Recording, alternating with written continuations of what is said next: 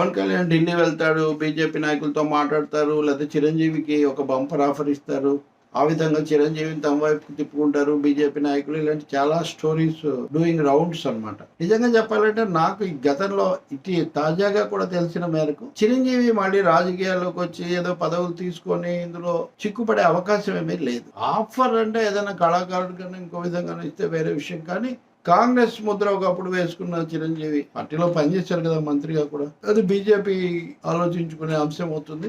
ఆయన అయితే సినిమాల మీద ఫోకస్ పెడతారని అనుకుంటారు. జనసేన తెలుగుదేశం విషయంలో తనుగా ఏదో తలదూర్చి చేస్తారా అంటే బీజేపీతో కలిసి వెళ్తే మంచిదే అని ఆ విషయంలో చిరంజీవి బాగా పట్టుదలగా పదే పదే అదే సలహా ఇస్తున్నారని మటుకు నాకు ఒకప్పుడు టీడీపీకి చెందిన ముఖ్యమంత్రులుగా కొంతమంది చెప్పారు. మరి అది జరుగుతుండొచ్చు, కానీ బీజేపీ దాన్ని తెలుసాడు. బీజేపీ రెండు వైఖరుల మధ్య ఇప్పుడు దెబ్బతిన్నే మళ్ళీ పుంజుకోవడానికి మళ్ళీ రావడానికి ప్రయత్నిస్తున్న తెలుగుదేశానికి మనం తోడుగా నిలబడి బలోపేతం చేయటమా, దెబ్బతిన్నదాన్ని మరింత దెబ్బతిన్ననిచ్చి ఉన్న జగన్ ఎలాగో ఇంకోసారి కొనసాగించి మనం బలపడ్డమా? అది సులభంగా బలపడతారని కాదు, దక్షిణ భారతంలో వాళ్ళు ఎక్కడ అంత బలంగా లేరు, కర్ణాటక తప్ప, అది నిజమే. కానీ ప్రయత్నం అంటూ చేయాలి కదా, ఎప్పుడు ఇలాగే ఉంటే ఎట్లా? రెండోది, మళ్ళీ ఇప్పటికి 2 సార్లు వచ్చి వెళ్ళిపోయిన బహుశా నితీష్ కుమార్ తర్వాత చంద్రబాబు ఉంటారు ఆ విషయంలో. కనీసం నితీష్ కుమార్ ఇలా మార్చడం వల్ల 20 ఏళ్ళ నుంచి ముఖ్యమంత్రిగా కొనసాగుతున్నాడు నిరంతరాయంగా. చంద్రబాబు నాయుడుకు అది కూడా జరగలేదు పాపం. ఆయన 2 సార్లు మాత్రమే జయప్రదమయ్యారు, అందులో కూడా ఒకటి రాష్ట్ర విభజన కూడా తోడై. అందుకనే చంద్రబాబు 2 సార్లు మా వల్లే వచ్చాడు. తెలుగుదేశం చాలా కష్టకాలంలో ఉన్నప్పుడు మనం మళ్ళీ దాన్ని నిలబెట్టడానికి కారణమయ్యాము, కానీ మనమేమో పెరగలేదు, ఆ పని ఎప్పుడు చేయకూడదు ఇంకా మనం అని గట్టిగా అంటున్నారని బిఎల్ సంతోష్ లాంటి ఆ పార్టీ ఆర్గనైజింగ్ కార్యదర్శి కదా, ఆయన కూడా ఎందుకు ఆంధ్ర నాయకులు పదే పదే టీడీపీ వైపు చూస్తారు, మీరు అదే చెప్తారని కూడా ఆయన ఈ మధ్య కోపడ్డారని. మోడీకి అమిత్ షా కూడా ఇష్టం లేదు. మరి ఎవరికి ఇష్టం లేదు, చర్చ ఎందుకు జరుగుతుంది?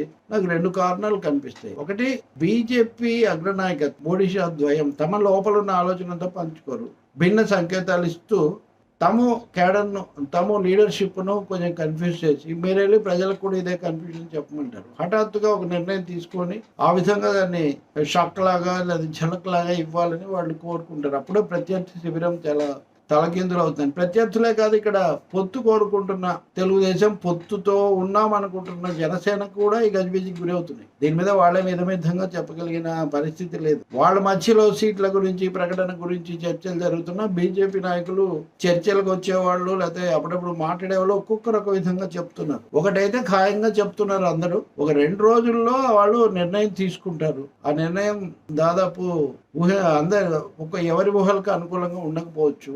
ఈ 2 రోజుల్లో బీజేపీ నిర్ణయం అయిపోయిన తర్వాత జనసేన తెలుగుదేశం పొత్తులనండి, లేకపోతే సర్దుబాట్లు, లేకపోతే సీట్ల ప్రకటనలు, ఇవి ఒకరికి వస్తాయి అని దానికోసం చూడాల్సిందే. ఇంకా బీజేపీ యొక్క తర్జన భర్జన కూడా సూచిస్తుంది. ఎందుకంటే దక్షిణ భారతంలో వాళ్ళకి ఏం లేదు, తెలంగాణలో ఉన్న మేరకు కూడా ఏపీలో లేదు.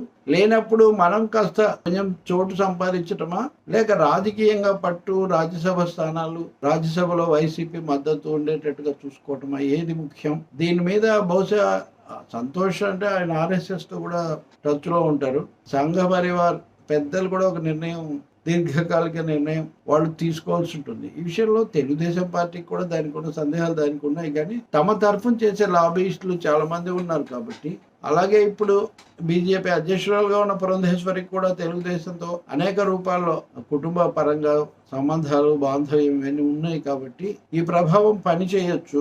తెలుగుదేశం నుంచి వెళ్ళిన వాళ్ళు చాలా మంది బీజేపీలో ముఖ్య పాత్రలో ఉన్నారు కాబట్టి వాళ్ళు కూడా ప్రభావం చూపొచ్చు అని. అయితే నేను కొన్ని రోజుల కిందట మీకు చెప్పినట్టుగా బీజేపీ కార్యవర్గ సమావేశంలో ఈ మాజీ తెలుగుదేశం వాళ్ళు కూడా ఎట్లయినా పొత్తు పెట్టుకుందామని బల్లగుద్ది వాదించలేదు. సమావేశాల్లో వాదిస్తే మళ్ళీ నాయకత్వానికి కోపం రావచ్చు, నాయకత్వం ఆలోచనకు ఎట్లా ఉందో మనకు తెలియదు అన్న పద్ధతిలో వాళ్ళు చేశారు. అప్పుడు ఇక్కడికి వచ్చాడు ఒక ఆయన, శ్రీప్రకాష్ సంబడి, వాళ్ళ కార్యవర్గానికి. అయితే ఆయన బీజేపీ స్ట్రక్చర్లో అంతా హెవీ వెయిట్ ఏం కాదు, నిజం అసలైన నిర్ణయం సంతోష్ వాళ్ళే తీసుకుంటారు అని చెప్తున్నారు. కాబట్టి ఇంకో 2 రోజులు చంద్రబాబు నాయుడుకు ముఖ్యంగా ఈ సస్పెన్స్ తప్పదేమో.